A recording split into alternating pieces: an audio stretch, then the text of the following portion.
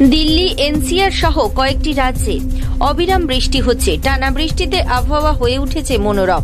এর পাশাপাশি অনেক জায়গায় জলাবদ্ধতা দেখা যাচ্ছে।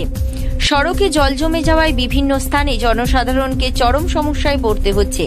একই সময়ে ECMWF European centre of medium range weather forecast এর পূর্বাভাস অনুযায়ী সেপ্টেম্বরের শেষ সপ্তাহ থেকে বর্ষার বিদায় শুরু হওয়ার সম্ভাবনা রয়েছে।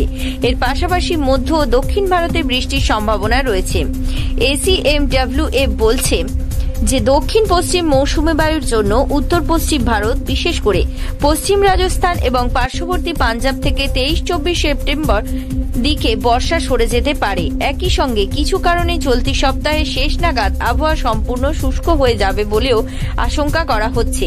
যাই হোক, এসিএমডব্লিউএফ পরামর্শ দেয় যে রাজস্থানে আর্দ্রতা আসার কারণে 22 বা 23 সেপ্টেম্বর পর্যন্ত হালকা বৃষ্টি হতে পারে।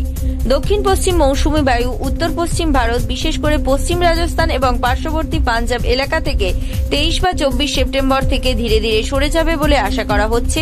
কিছু অনিশ্চয়তা রয়েছে। বেশিরভাগ আবহাওয়া মডেল এই সপ্তাহান্তে সম্পূর্ণ শুষ্ক অবস্থার পূর্বাভাস দিয়েছে। তবে ইএসএমডব্লিউএফ এবং অন্যান্য কিছু মডেল অনুসারে রাজস্থানে 22 বা 23 সেপ্টেম্বর পর্যন্ত কিছুটা বৃষ্টি হতে পারে। এরপর সাধারণত বর্ষা সরতে সরতে থাকে।